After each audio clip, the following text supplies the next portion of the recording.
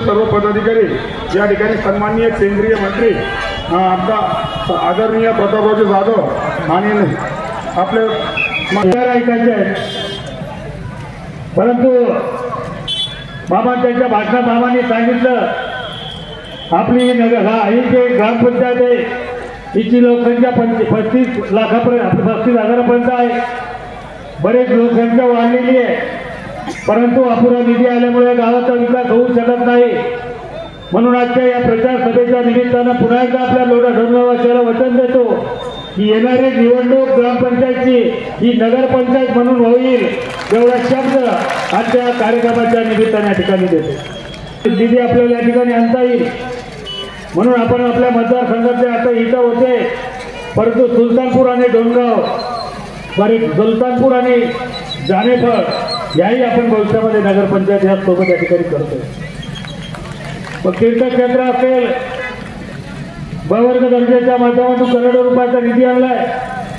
आपल्या शेतकऱ्याला 20 बिल माफ करण्याचा निर्णय या सरकारने घेतला. NDRFचे निकष बदलले, तिथं 5,500 रुपये मागच्या काळामध्ये. आताच माननीय शिंदे साहेबांनी 13,500चा त्या ठिकाणी मदतीचा निर्णय या ठिकाणी घेतला. 1 रुपयामध्ये विमा देणार, असे चांगले निर्णय.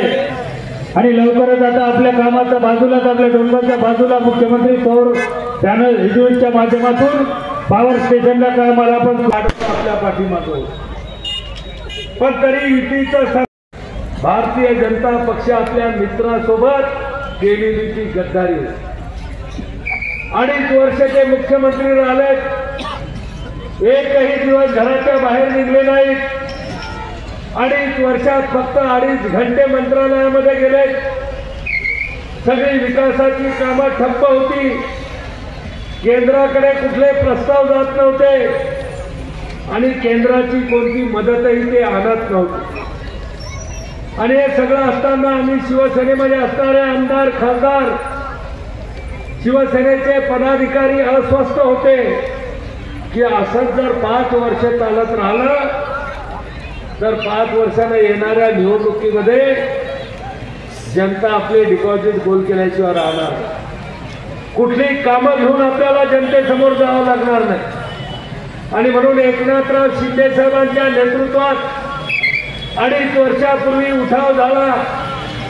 55 पैकी 40 आमदार आणि 18 पैकी 13 खासदार आणि या महाराष्ट्रातल्या सगळ्या जिल्ह्यातले जिल्हा प्रमुख तालुका प्रमुख हे त्या उठावामध्ये सहभागी झाले.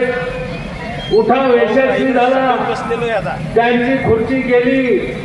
एकनाथराव शिंदे साहेब आणि फडणवीस साहेब या दोघांनी मुख्यमंत्री आणि उपमुख्यमंत्र्यांची शपथ घेतली. पहिली कॅबिनेट या 2 मंत्र्यांची झाली. त्या कॅबिनेटमध्ये पहिला निर्णय झाला, सरकारकडून नैसर्गिक आपत्तीमध्ये शेतकऱ्याला जी मदत मिळते ती अतिशय कमी आहे. कुठल्याही खोट्या अपप्रचाराला बळी पडू नका. आम्ही तुमच्यातले आहोत. गेल्या 35 वर्ष 40 वर्षापासून तुम्ही मला पाहता. गेल्या 15-20 वर्षापासून आपण आमदारांना पाहता. व्यासपीठावर बसलेली सगळी मंडळी तुमच्यातली आहे.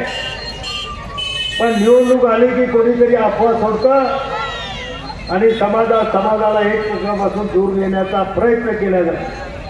मुस्लिम बांधवांना मी सांगू इच्छितो की बांधवांनो, तुम्ही खांद्याला खांदा लावून या राजकारणात मतदानात आमच्या सोबत या. तुमचे कब्रस्तान असतील, शादीखाने असतील, तुमच्या आणखीन काही सामाजिक विषय असतील, तुमच्या वस्त्यामध्ये राहणारे विकासाची कामं असतील, ही सगळी कामं करण्याची जबाबदारी आज जाहीरपणानं आली.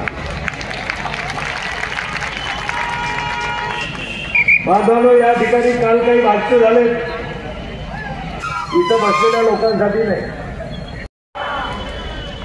ना मैं गिरा ना मेरे उम्मीदों के मीनार गिरे, ना मैं गिरा ना मेरे उम्मीदों के मीनार गिरे, पर लोग मुझे गिराने में कई बार गिरे.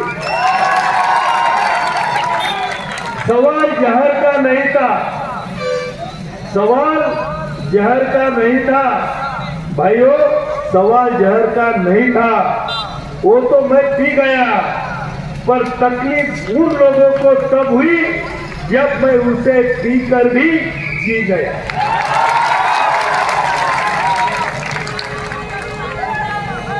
धन्यवाद।